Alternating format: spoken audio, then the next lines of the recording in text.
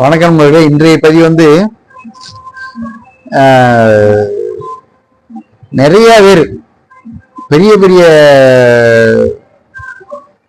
நல்வழிப்படுத்தக்கூடிய உணவு முறையை சொல்றவங்க, இயற்கை விவசாயத்தை பத்தி பேசுறவங்க, நிறைய பேர் உணவை பத்தி பேசும்போது பசிச்ச சாப்பிடுங்க, 2 வேளை நீங்க சாப்பிட்டா கூட போதும் அப்படின்னு சொல்றாங்க.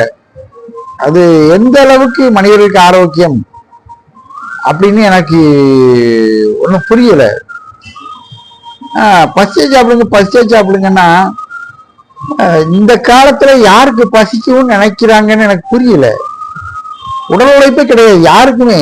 உடல் உழைப்பு படிக்கிற பிள்ளைகள்ல இருந்து, நம்ம வீட்டுல சின்ன சின்ன பிள்ளைகள், கொஞ்சம் வயசு பிள்ளைகள்ல இருந்து, பள்ளிக்கூடத்துக்கு போற பிள்ளைகள்ல இருந்து, இளைஞர்கள்ல இருந்து எதையும் எடுத்துக்கோங்க. ஏன்னா நான் என்ன வரைக்கும் எனக்கு கூட பசிக்குமா அப்படின்னா, காலைல எழுந்திரிச்சு 2 இட்லி சாப்பிட்டேன்னா எனக்கு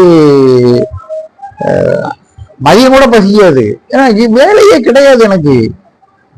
என்ன வேலை? ஒரு 4 பேர் வந்தா மசாஜ் பண்ணி விட போறேன். மசாஜ் எல்லாம் பெரிய வேலை கிடையாது. சுளுக்கு எடுத்து விட போறேன், மசாஜ் பண்ண போறேன், மாத்திரை எடுத்து கொடுக்க போறேன். இதெல்லாம் பெரிய வேலைன்னு சொல்ல முடியாது. ஒருவருக்கெல்லாம் வேலை கிடையாது. யாரு என்ன எடுத்தாலும் பைக்ல போறாங்க, கார்ல போறாங்க, ஏசி தான் ஃபுல்லா, ஒரு வேலையும் கிடையாது. இப்ப எப்படி பசிக்கும்? அவன் பசியை எப்படி சாப்பிடுவான்? ஒரு நாளைக்கு 2 நேரம் கூட சாப்பிட மாட்டான். பசியை சாப்பிடுங்க. இது தப்பான கருத்து. அப்ப உங்க உள்ள ஆர்கன் எல்லாம் என்னத்துக்கு ஆகும்? அது என்ன? உணவு இருந்தா தானே, ரத்தம் இருந்தா தானே சிக்னல் போகும், உடம்பு பூரா நல்ல ஆரோக்கியம் இருக்கும். அப்ப என்ன செய்யலாம்? பசிக்க வச்சு சாப்பிடணும். பசிச்சா சாப்பிடுங்க, அந்த முறையே தப்பு. பசிக்க வச்சு சாப்பிடணும், அதுதான் கரெக்டான முறை. ஆரோக்கியமான உடம்பு உங்க குழந்தைகளுக்கு வேணும்.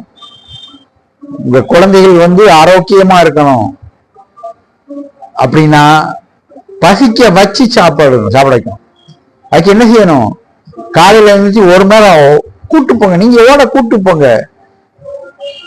கல்வி முக்கியம்தான், இருந்தாலும் ஆரோக்கியம் தான் முதல்ல முக்கியம். பிள்ளைகளை ஓட விட்டு 2 இட்லியா 4 இட்லி சாப்பிடணும். நாங்களாம் 5 இட்லி 6 இட்லி சாப்பிட்டு வளர்ந்தோம். அதான் பரம்பரை இட்லியா இருக்கும். இப்போ சின்ன தட்டாயிட்டு ஓடி ஆடி விளையாடணும். அப்போ யாரா இருந்தாலும், குழந்தைகளா இருந்தாலும் சரி, பெரியவங்களா இருந்தாலும் சரி, உடற்பயிற்சி பண்ணணும். உடல் உழைப்பு கிடையாது, யாருக்கும் கிடையாது. உடற்பயிற்சி செய்யணும். காலையில பசிக்கலன்னு சொல்லக்கூடாது. உடற்பயிற்சி பண்ணி பசிய உண்டு பண்ணணும். சாப்பிடணும். காலையில சாப்பாடு சாப்பிடணும். ஃபுல்லா நல்லா வயிறு நேரம் பட்டிக்கணும். 2 மணிக்கு பசி, உங்க உடம்பு பசி கேட்கணும், உணவை கேட்கணும். அந்த அளவுக்கு நீங்க உடற்பயிற்சி பண்ணணும். உடற்பயிற்சியே இல்லை. எனக்குலாம் காலையில 9 மணி 10 மணிக்கு சாப்பிட்றேன், மதியம் 2 மணிக்கு பசிக்க வைப்பேன். பசிக்கிறதுக்கு அதை வைப்பேன். அது என்ன செய்வேன்? நடப்பேன். அரை மணி நேரத்துக்கு மேல ஒரு இடத்துல உட்கார மாட்டாங்க, எரிஞ்சு நடப்பேன். அப்படி இன்னொரு இடத்துல ஜாக்கிங் போற மாதிரி ஓடுவேன். கொஞ்சம் போன் ஏப்ப ஒரு நல்ல தண்ணி குடிப்பேன். 2 மணிக்கு பசியை உண்டு பண்ணுவேன். பசி வரல அப்படின்னு சொல்லக்கூடாது. யாரா இருந்தாலும் எனக்கு 2 மணிக்கு பசிக்கலன்னு சொல்லக்கூடாது. நிறைய பேர் சொல்றாங்க, என்கிட்ட வர்றவங்க நிறைய பேர் சொல்றாங்க, சாப்பிடுங்கன்னா எனக்கு பசிக்க மாட்டேங்குது சார் அப்படிம்பாங்க. பசியை உண்டு பண்ணணும். உடலுக்கு அசைவம் கொடுக்கணும். பசியை உண்டு பண்ணணும். காலையில சாப்பிட்ட சாப்பாடை ஜீரணிக்க வைக்கணும். மதிய சாப்பாடை கொடுக்கணும். அப்பதான் காலையில சாப்பாடு ரத்தமா மாறும், மதிய சாப்பாடு உள்ள ரத்தமா மாறும். உள்ள ஆர்கனுக்கு எல்லாம் ரத்தம் கிடைக்கும். நல்லா ஆரோக்கியமா வாழணும்ல. அப்போ ரத்தம் வேணும்ல. ரத்தம் என்ன? உணவு பண்ணதான ரத்தம் வரும். சும்மா ரத்தம் வந்துருமா? நீ சும்மா உட்கார்ந்து இருந்து சாப்பிடாமலே இருந்து ரத்தம் வந்துருமா? அப்போ மதிய சாப்பாட்டுக்கு உடம்ப தயார் பண்ணணும். 2 மணிக்கு பசிக்கலன்னு சொல்லக்கூடாது, சாப்பிடணும். அடுத்து 6 மணிக்கு ஏதாவது ஒரு டிஃபன் சாப்பிட்ற அளவுக்கு உடம்ப கொண்டு வரணும். ஓயாம உட்காந்து டிவி பார்க்கறது, இதை பார்க்கறது, அதை பார்க்கறது, செல்ல பார்க்கறது, அரை மணி நேரத்துக்கு மேல இந்த இடத்துல உட்காரக்கூடாது. பசிக்க வைக்கணும். சாயந்தரம் ஒரு ஜாக்கிங் போகணும். பிள்ளைகளை நல்லா ஓட விடணும். நீங்களும் அவங்க கூட சேர்ந்து ஓடணும். நைட் சாப்பாடு சாப்பிடணும். பசிச்சா சாப்பிடுங்க அப்படிங்கிற சொல்ல நீங்க ஏற்றுக்கிடவே கூடாது. பசிக்க வச்சு பசிய உண்டு பண்ண வைக்கணும். அப்பதான் ஆரோக்கியம். உடம்புல ரத்தம் இருந்தா தானே ஓடி ஆடி வேலை பார்க்க முடியும். உங்க உடம்பே ஆரோக்கியமா இருக்கும்.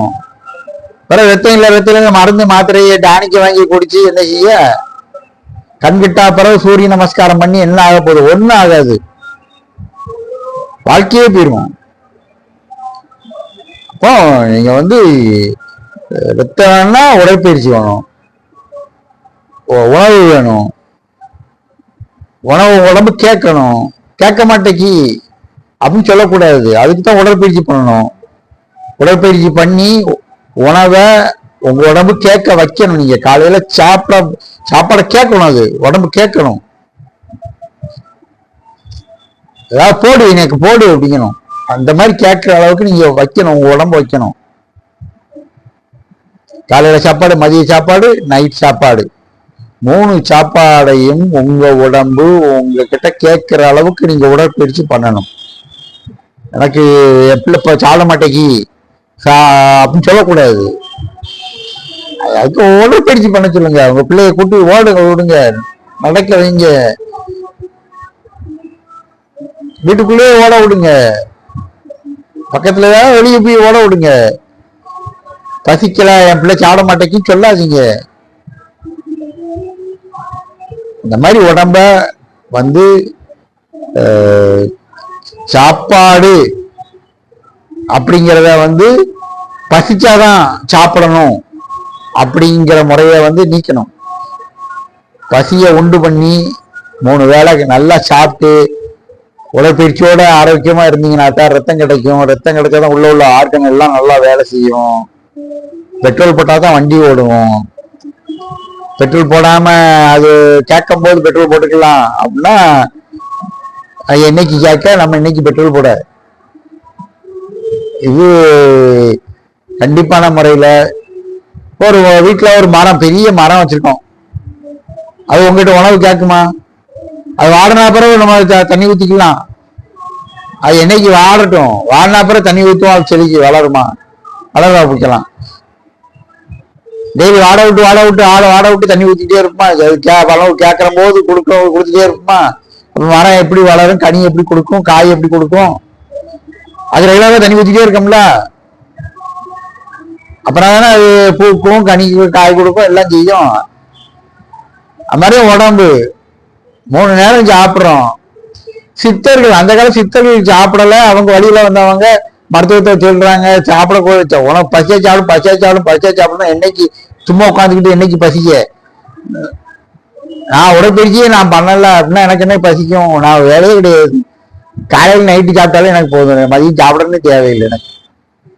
நான் அப்படித்தான் எனக்கு வேலை இருக்கு. நான் இன்னைக்கு அப்படி திங்காம இருந்தேன்னா நான் இன்னைக்கு இப்படிதான் இருப்பேன். வரவங்க லொக்குன்னு இரும்பிக்கிட்டு பார்த்துக்கிட்டு போய் நொஞ்சி போய் உட்காந்துருப்பேன். சத்தம் தான் வெளியே வரும், உள்ள ஒன்றும் இருக்காது. அப்படியே தம்பா இருக்கணும். ஆமா, அதுக்கு என்ன வேணும்? உணவு வேணும். உணவு வேணும்னா உடற்பயிற்சி வேணும். உடற்பயிற்சி இருந்தா தான் உணவு கேட்கும். உணவு சாப்பிட்ற ரத்தம் வரும். ரத்தம் வந்தா தான் உடம்பு ஆர்கன் எல்லாமே வேலை செய்யும், சுறுசுறுப்பா இருக்கும். புரியும் நண்பர்களே, நம்ம ஆரோக்கியம் நம் கையில். எப்பொருள் யார் யார் வாக்கி கேட்பினும் அப்பொருள் மெய்ப்பொருள் காண்பது அறிவு. திருவள்ளுவர் சொல்லியிருக்காரு. யாருனாலும் என்னன்னு சொல்லிட்டோம். அவங்க ஒரு துறையில பெரிய ஆளா இருப்பாங்க, பேசுவாங்க. எல்லா இதையும் நம்ம நம்பணும்னு தேவையில்லை. நமக்குன்னு பொது அறிவு இருக்கு.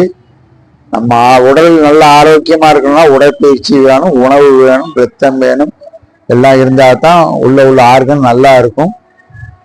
ஆமா, சந்தேகம் இருந்தா கமெண்ட்ல தெரிவிங்க, உங்களுக்கு பதில் சொல்றேன். வேற மற்ற விஷயங்களை பத்தி வேணாலும் கமெண்ட்ல சொல்லுங்க. உங்களுக்கு நான் எந்த இதுனாலும் அதுக்கு பதிவு போட்டு விடுறேன். மேலும் ஒரு நல்ல பதிவு பார்ப்போம். நன்றி, வணக்கம்.